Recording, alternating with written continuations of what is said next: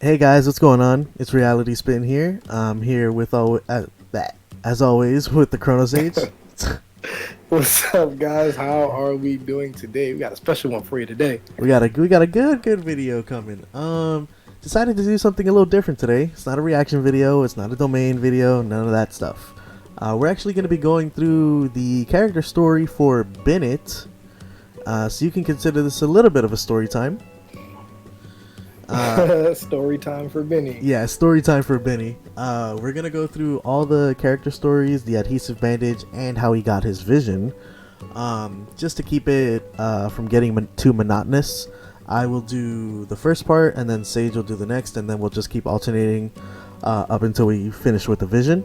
I guess we can stop after every chapter and give any thoughts or anything like that, and if we don't really have anything else, we can just continue on. Cool. But yeah, we'll do it that way, just so that if we have anything that we feel we can add, we'll go ahead and add it on. But if not, we can just continue forward. So with that being said, let's go ahead and just jump right into it with character story 1. The adventurer Jack was the first victim of Benny's adventure team. Victim? Damn. Why do they do poor Bennett like this? Poor Benny. Just a few feet away from the treasure, an extremely rare geoturbulence occurred, tearing the ground apart and opening a bottomless chasm right before everyone's eyes. So close, yet so far, like love. Jack only suffered minor injuries, but he was never the same as an adventurer thereafter. The event seemed to have left him with a broken heart. God damn. Another member, Royce, heard someone shout "Heyo" before losing consciousness in a huge explosion. Ah, God. The culprit, Klee, was sent to the confinement room for 7 days for mistaking the cave the adventurers were still exploring in for a giant rabbit hole and blowing it up. Yo, Klee started wilding. Klee's hilarious. She just got charged with arson. What is she up to? What's good with her? There we go. Oh, I lost my... Yeah. And Royce, I'm pretty sure, is the guy that we see in his hangout event too. Yeah, it is. That's pretty funny. Let's see. Heckler suffered from a severe bout of diarrhea for a week after... Yo. Although it turned out to be food poisoning, but he insisted it was because of Bennett's bad luck. They'll be back. They're just on leave. Please don't invalidate my team's registration with the guild. Aww. Seeing Bennett beg and plead before her eyes, Catherine sighed and decided to spare him the truth that his teammates had long jumped ship. Damn. So this is clearly just the misadventures of Bennett and his adventure team. Oh my god. The misadventures of Benny. Oh shit. Oh my goodness. That's funny. Alright, so we'll go on to the next one, and then Randall, you can just start whenever, and I'll keep up with you on my end. Alright, cool. There was once a predicament of incomparable despair. A predicament that had all but swallowed an old adventurer. The scorching flames scalded his skin, the deafening thunder almost ruptured his eardrums, and the hollering winds threatened to rip his soul from him. What? Jesus. At the end of his hellish journey, what awaited him was a baby. The old adventurer thought he was the first living thing to pass through this hell on earth. But how could he explain that which lay before him? In that moment, it hit him. And he believed it to be true. This baby must be a child abandoned by the world itself. Though there were no mighty artifacts, jewelry, or gold, the old man's face did not seem disappointed in the slightest, for he regarded this baby, whose life hung by a mere thread, to be his treasure. This child is what I was meant to find on this journey, he thought as he took the baby into his arms. Even if what he was about to do opposed the will of the world itself, he was unafraid. What the fuck was that? Oh my goodness, I guess that's how... Is that like his...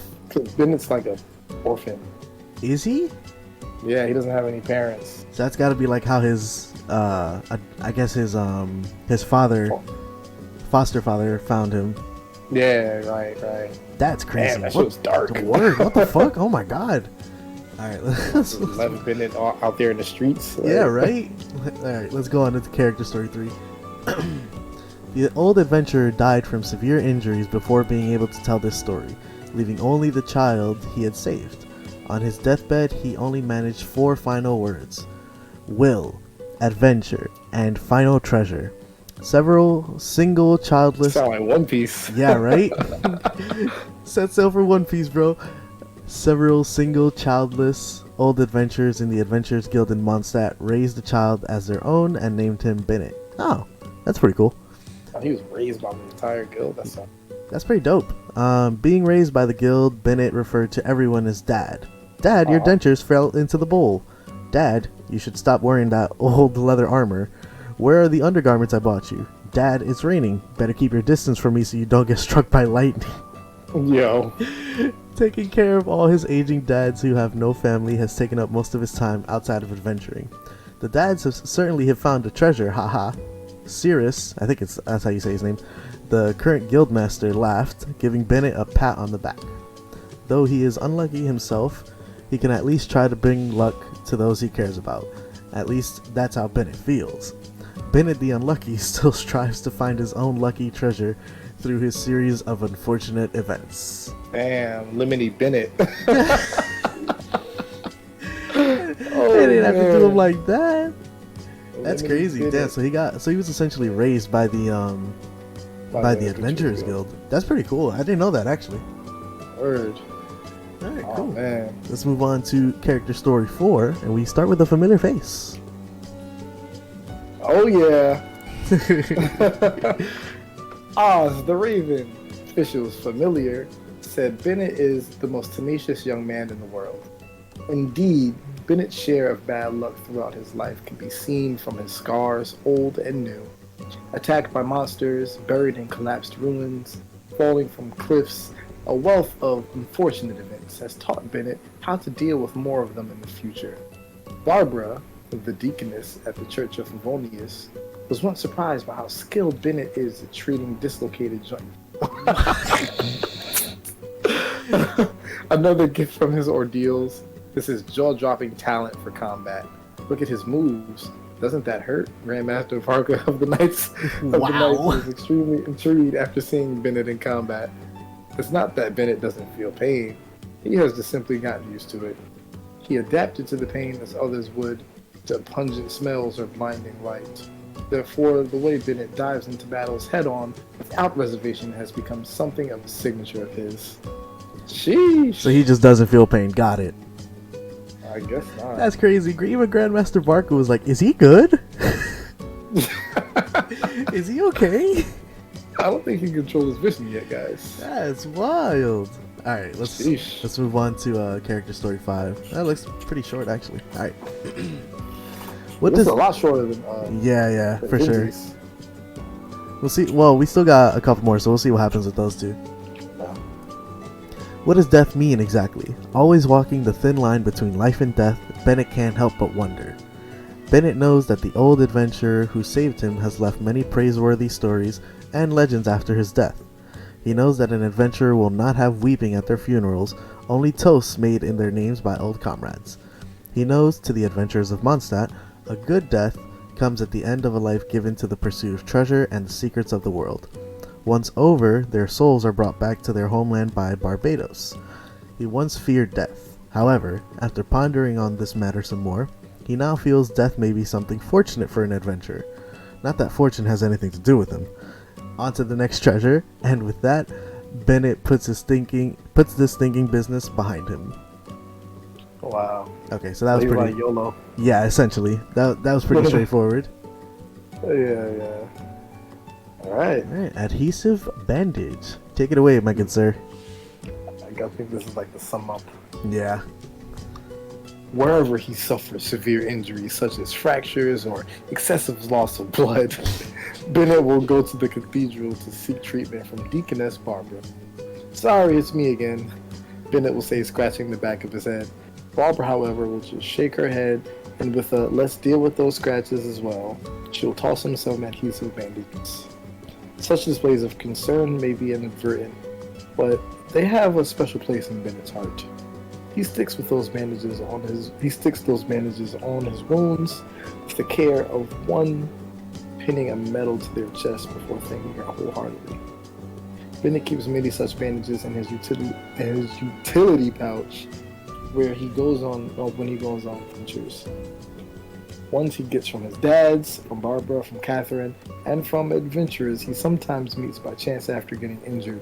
Yo, so everybody just got some band-aids on them for Bennett? The word, Bennett's band-aids. These tiny tokens of goodwill from a tangible collection of fair fortune unique to Bennett. Well, since everyone's by my side, I guess I'm not that unlucky after all. Oh, that was very heartfelt. Crazy. It's crazy to think that, like, when you join the Adventurers Guild, when they're going through your gear, like water, check, canteen, check, weapon, check, band-aids for Bennett, check. like, yeah, you take these band-aids. What are they for? You'll see. Just trust me on this one. This should be interesting. The story about how he got his vision. Yeah. Take it away, sir. This one is long. Yeah. Bennett's passion for adventure is unstoppable. He wants to constantly explore, challenge, sweat it out, and eventually grow old on the adventurer's path. But there was once when he met with a true crisis. Just as that old adventurer had so long ago, Bennett was in a predicament that would cause any other person to despair. Losing this much blood, not good. But Bennett did not stop. There's no reason to turn back, he thought. Somehow, he just knew that all the agonizing misfortune he had suffered up until this point was for the sake of overcoming this precarious position. But at the end of his hellish journey, what he found at the end was nothing at all. Ha!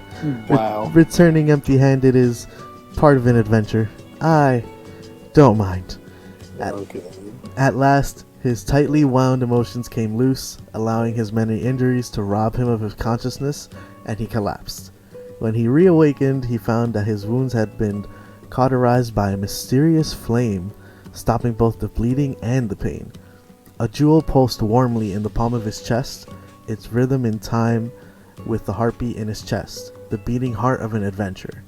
This was not the mercy of the world or that fate took pity on him.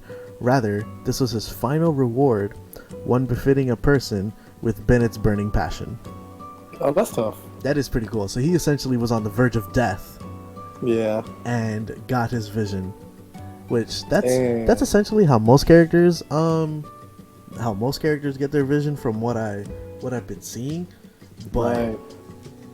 But it's interesting because like people are bestowed these visions and how are the Archons keeping tabs on the people, Yeah, exactly. Are the Archons getting the info like from Celestia? Or are they like walking around like keeping tabs on different people who they think is worthy to get their vision? I think we're gonna find out a lot about that once we get to Inazuma. Oh right. Because of the whole Vision Hunt decree. Because you gotta think that that Ball is keeping tabs on people, or that she's doing it in a certain way that would be most efficient. So that's probably the way that she's doing it. I would imagine that's how most of the Archons keep an eye on like all their, I guess, citizens or people that get visions, and how they're able to keep track of that stuff. Like, because I mean, if you think about it, Venti, for example, he could literally just walk up into Mondstadt and just like strike up a conversation with anyone, right? Because he's a bard. Like that's what he does. And same thing with Zhongli, technically, because everybody knows him as like a very knowledgeable person that is always like interested in conversations, or is like hearing stories and shit like that. Right. So that should be pretty interesting. But going back to Bennett's story, it's very Bennett-like. Oh yeah, for sure. They definitely highlight all of his bad luck and his comeuppance, if you will. It's pretty interesting that he was found by an adventurer, brought back to the guild, and then he essentially just grew up in the guild. Yeah. That was probably the most interesting part for me. Everything else is pretty standard for like a Bennett story. Right. Yeah, it's pretty straightforward. Yeah. I was hoping that there was like a little bit more of because they did have like some remarks from Oz. They talked about like his interactions with Barbara. Heck, they even had fucking Varka in there. I didn't expect that. I can't wait until they make him a playable character. Yeah, we'll see what happens with him, but he's for sure a character to be looking forward to. But yeah, the Vision story was pretty standard. Like, he's on the verge of death, and then he got a vision essentially. The fire vision came down and essentially healed all of his wounds. Oh, you know what? I didn't notice. If you look at his character model, he's is that a burn mark on his shoulder? It is. That's probably where it like seared. Yeah, and same thing on his right arm too, right under his wrap. Oh, maybe. So maybe those are like the burns that were sealed with the fire. That's interesting though. Alright, yeah. But anyways, guys, that's essentially the Bennett story. We'll probably do this like once a week. Just go through a character story real quick, see what they're all about. Bennett's was pretty interesting. We figured we start off with him because he's a character that everybody's familiar with, and the story would be like, pretty standard, I'd say. So that's essentially what we decided. Definitely look out for another video, probably within the next few days. It probably won't be a story one, but maybe a reaction video, or maybe just a domain one. But definitely keep an eye out. I like to keep the content very fluid and on a consistent basis. And yeah, that's pretty much it. We'll catch you guys on the next one. If you enjoyed it, don't forget to like, comment, and subscribe. And we'll catch you guys on the next video, alright? Take care, everyone. Take care.